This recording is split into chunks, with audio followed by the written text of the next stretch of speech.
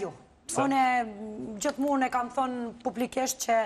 unë kam punu që kam qenë 8 vjeqe dhe jeta jam ka qenë vetëm pun, që familja me konë mirë, unë me konë mirë dhe thmitë e mi tarë me konë mirë dhe pasuria ime është pasuria ime dhe bashkëshortit është e bashkëshortit. Atë moment që jena bashk, ajo është tani gjithka që bojna bashk. Qka kërkon ti kontratë? Unë personalisht, Ty?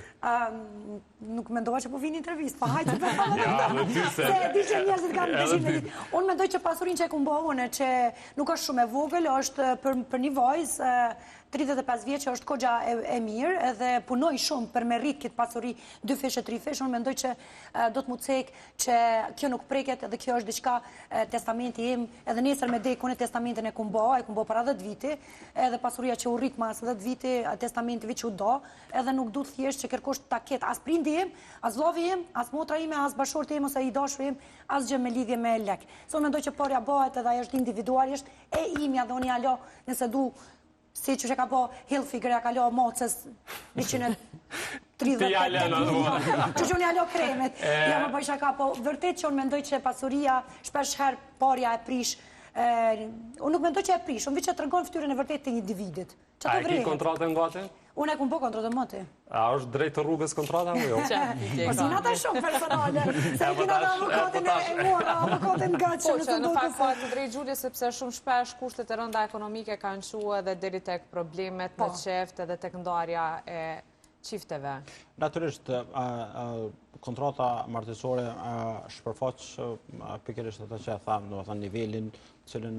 ne si shoqëri do të duhet jashtëzakonisht shumë të punojmë në drejtim të arritjes së atij niveli, por ajo që është e rëndësishme është që sipas ligjit, thonë pasuria është e rëndësishme të konstatohet që pasuria prej momentit të lidhjes së martesës konsiderohet e përbashkët, ndërsa thonë përveç nëse natyrisht palen merren në vesh ndryshe, por në kuadër të kontratës parashigjitash nuk do të më u kuptu që vetëm elementet e pasurisë, mirë po ato mundën me u përcaktua edhe elementet e tjera, për herë po flasim mbi bazën e vullnetit reciprok të Po, në fakt më e komplikuar mundo këtë pjesa e kujdestarisë të fëmijëve ose ato gjëra tjera të cilat i teksu më herët. Natyrisht kujdestaria e fëmijëve, alimentacioni ose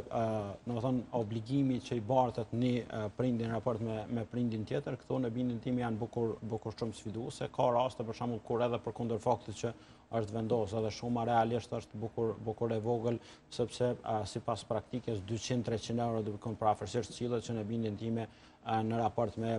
rritjen e shpenzimeve të jetesës, inflacionin e gjitha këto, është një shumë që dorën zemër në kurs që i përballon domethënë nivelin edhe kërkesat gjithnjë në rritje. Flasim për detyrimin e prindit që e ka ndaj në raport me domethënë është 200-300 euro? Afërsisht ato sillet, domethënë vlera e alimentacionit për muaj që obligohet prindi në raport me prindin tjetër, që ka raste pastaj që edhe përkundër faktit që është një shumë realisht e vogël ose në bindjen time ndonjëherë edhe e pamjaftueshme, pastaj kemi raste kur edhe ajo shumë nuk ekzekutohet, që në fakt duhet më drejtuar organeve përkatësisht gjykatës, sepse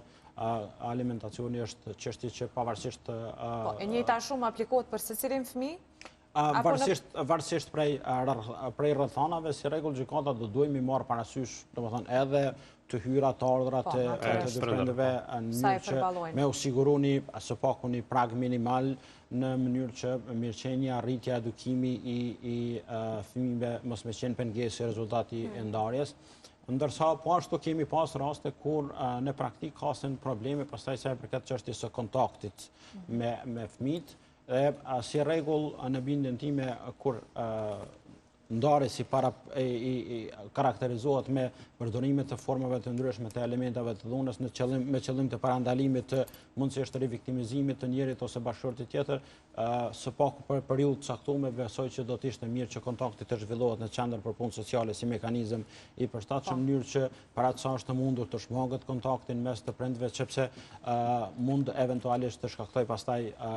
elemente të tjera të dhunës, por është e rëndësishme të vlerësohet që këto rrethana gjykata mund t'i shqyrtojë në varësi prej ndryshimit, qoftë çështjen e kontaktit, qoftë çështjen e alimentacionit, në mënyrë që në rast se eventualisht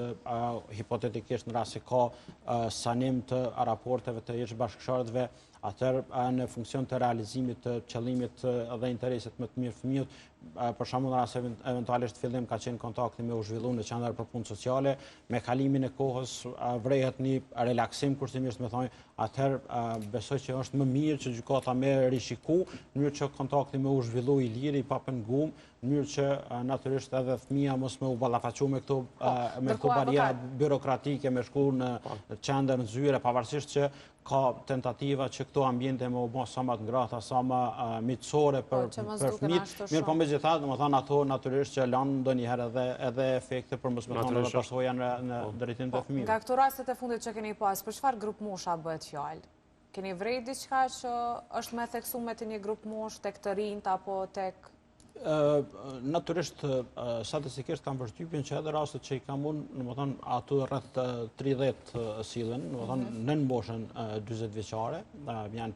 pjesa dërmuese, por kjo nuk e di, nuk kam bën ndonjë kështu statistikë. Statistikave të vitit kaluar, 2024, kanë qenë 25 deri 29 vjeçare të gratë që janë divorcuar, që kanë pasur sistemin e divorcit dhe tek fëmijët, dhe meshkujt që kanë qenë 30 deri 34 kanë qenë ata më shumë të qenë afektuar për divorcin dhe shkurzimin. Pra jemi këtu diku me moshën, po. 40, domethënë janë edhe këto raste që kanë pasur, domethënë afërsisht, domethënë janë po janë më të vetëdijshëm edhe për drejtat që ju takojnë.